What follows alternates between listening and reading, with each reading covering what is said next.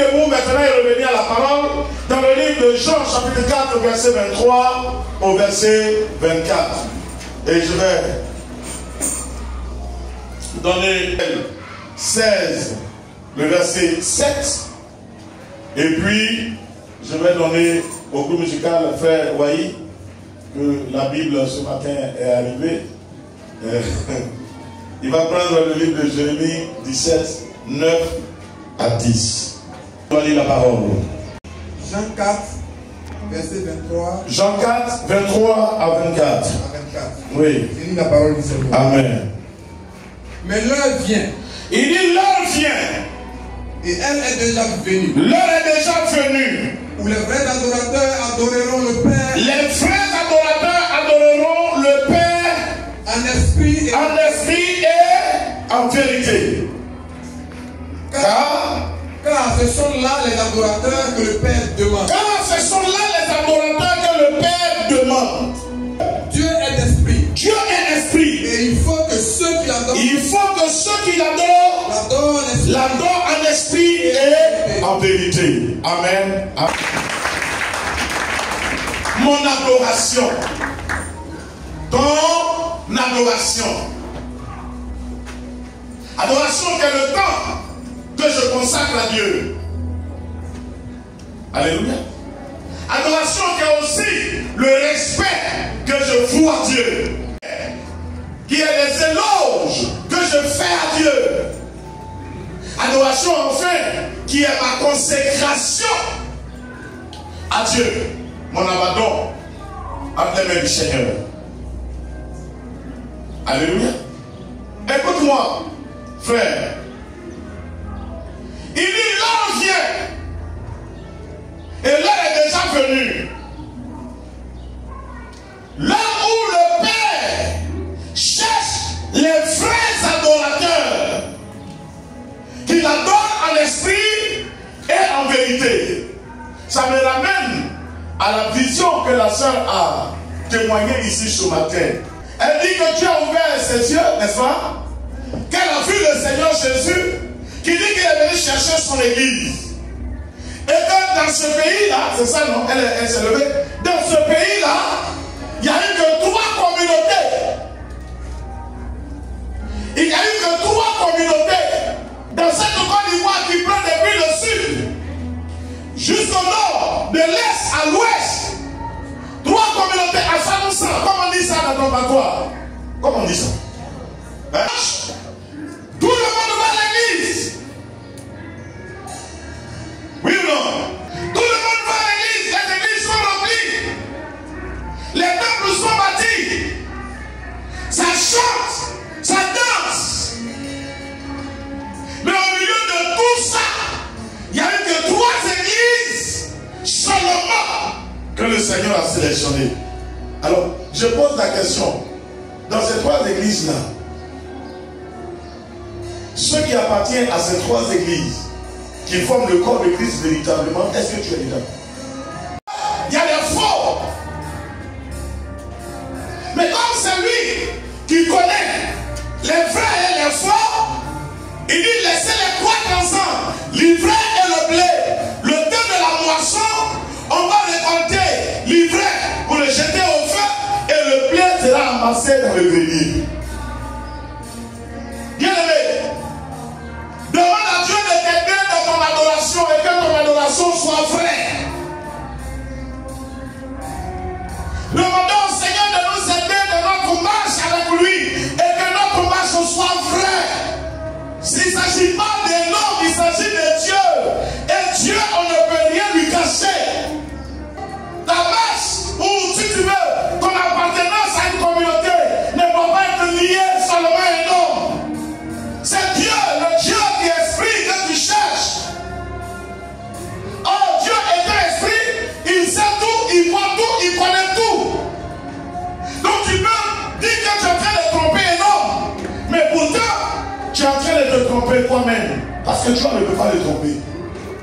Quand quelqu'un te dit, dans cette Côte d'Ivoire, ou s'il n'y a pas chrétien, il y a au moins 100 000 personnes, au moins 100 000, qui tous les dimanches sont dans les temples En ce moment où je suis en train de vous parler, les églises sont remplies. Nous sommes dans le temps de, comment on appelle ça, des vacances. On était dans le bureau des noms de Dieu hier, qui nous annonçait quoi?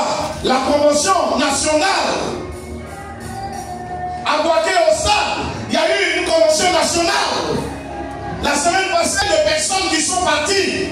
3 églises, c'est inquiétant. Mais est-ce que c'est faux? Non. La Bible dit dans le royaume des cieux, rien n'est pur, ni les menteurs, ni les idolâtres, ni les sadducéens, ni ceux qui pratiquent le mensonge n'hériteront le royaume des cieux. Donc Jésus revient chercher son église, mais une église qui n'a ni de tâches, ni de rite. Ça veut dire ce que tu fais là. Ce que tu fais là, c'est pour toi-même que tu fais. C'est ça dans ton adoration, c'est à toi que ça va profiter. Si tu mens dans ton adoration, c'est à toi que ça va profiter. Moi, mon devoir, ça ne veut pas que pour que je sois qualifié, moi-même. Et deuxièmement, de mettre la vérité devant toi. Et ce que je te dis, c'est ma prière. Je demande au Seigneur de m'aider. Parce que la pression de la tentation est telle aujourd'hui qu'on a tous besoin d'aide. Mais soyons conscients, en demandant cette aide au Seigneur, soyons conscients que, bien aimé, si nous nous laissons aller au péché, nous ne serons pas sauvés. Alléluia. Nous ne serons pas sauvés. Alors, il dit quoi ici? L'heure vient, et elle est déjà venue, où les vrais adorateurs adoreront le Père en esprit et en vérité. Car ce sont là les adorateurs que le Père demande. Tu comprends? Ça veut dire que Dieu a une demande. Maman, est-ce que tu m'entends bien? Elle a dit que tu demandes selon quoi? Les besoins. C'est pas ça? Dieu a un besoin. Quel est le besoin de Dieu? Les vrais adorateurs.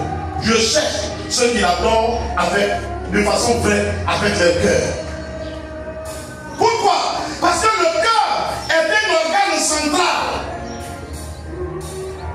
La Bible dit c'est de l'abondance du cœur que la bouche parle.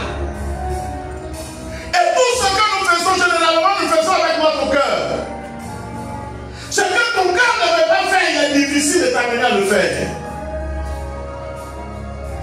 Les points dans lesquels on excelle facilement, c'est les points dans lesquels notre cœur est partant. Quand mon cœur veut faire quelque chose, c'est beaucoup facile pour moi de le réaliser. Mais quand mon cœur ne veut pas, c'est difficile. Revois ta position. Bien aimé, nous sommes au 7e mois. 2025 fini. Jésus revient bientôt. Revois ta position. Ton état de cœur. N'adore pas Dieu au regard des gens. Amen. N'adore pas Dieu, ne prie pas Dieu au regard des gens. Parce que tu veux qu'on te dise que tu es un grand prieur. Parce que tu veux qu'on te dise que tu es zélé. Mais cherche à satisfaire Dieu dans ses besoins. Parce qu'on ne se sent pas à l'aise avec quelqu'un qui ne nous apporte bien. Gagner, c'est ton âme qui l'adore. Qui l'adore véritablement. Amen, amen. Sinon, les gens vont juger. Et c'est pourquoi je dis à chacun ici ce matin, qu'on fait à l'égard de Dieu. Souvent, on juge Dieu, je l'ai souvent dit ici. Dieu même, je ne comprends pas, telle personne là, il est tellement zélé, déterminé, pourquoi Dieu ne le bénit pas? Je l'ai dit quoi? Je l'ai dit 17, 9 à 10. Il dit quoi? Le cœur est tortueux. Il dit le cœur est tortueux par-dessus tout. Et il est méchant. Et le cœur est méchant. Qui peut le connaître? Qui peut le connaître? Moi l'Éternel. Moi l'Éternel, verset 10. J'approuve le cœur. J'éprouve le cœur. Je sonde les reins. Je sonde les reins. Pour rendre à chacun Selon ses voies. Selon le fruit de ses œuvres. Donc quand toi et moi on est en train de dire au Seigneur, moi mais je te dis, je ne sais pas, Seigneur regarde le frère là, Seigneur regarde la soeur là,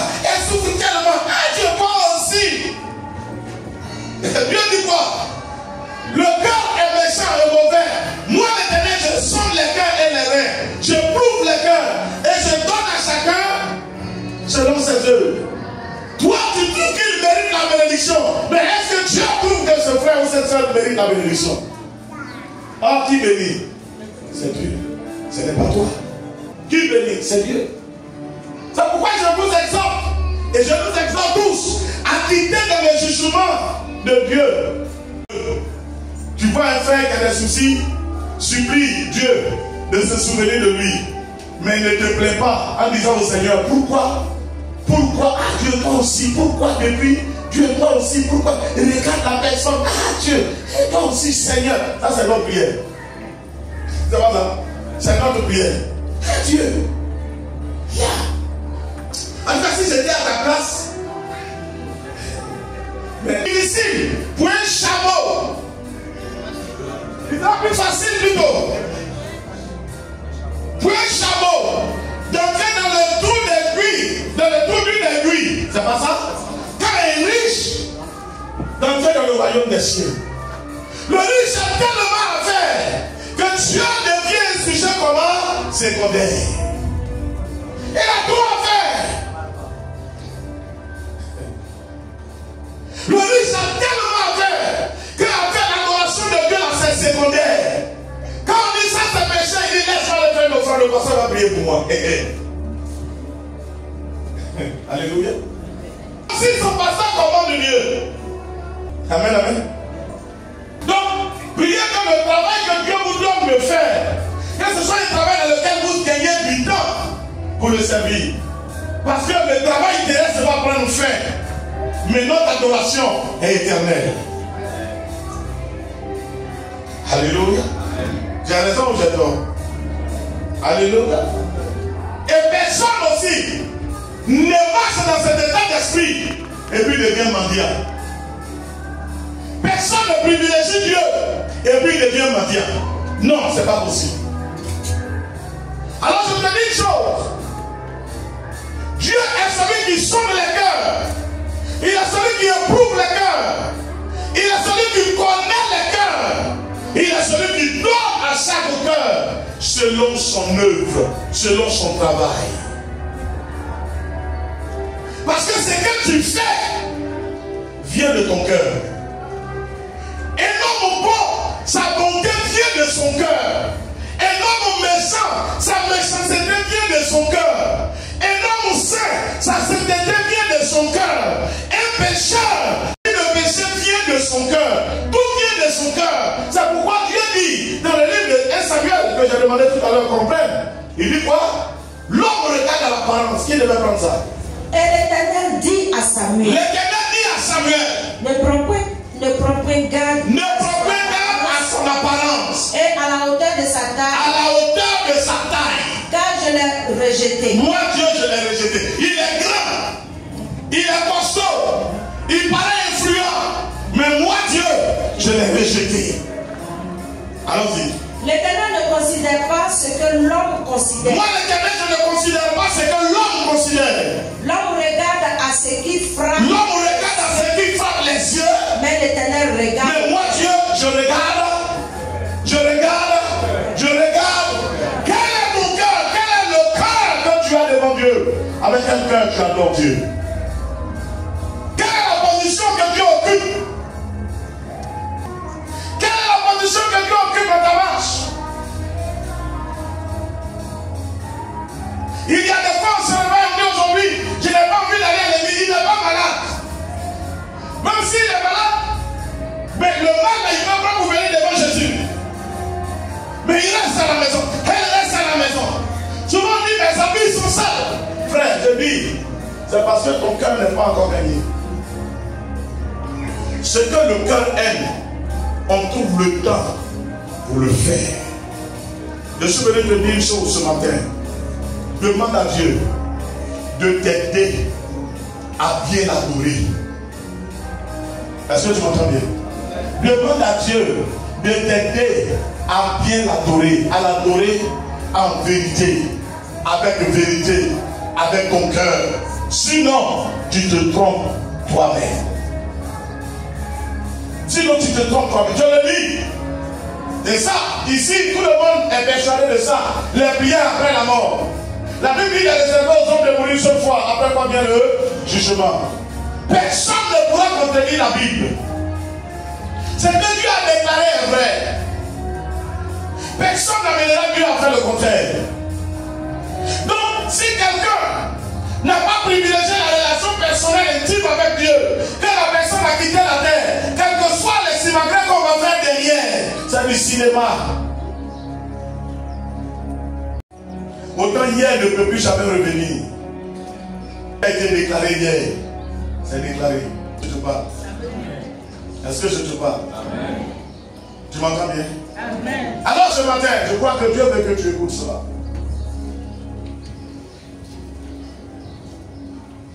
En ce 7e mois, révise ton adoration. Quitte dans certaines choses qui refroidissent l'Esprit de Dieu dans ta vie. Il faut privilégier la relation avec Dieu.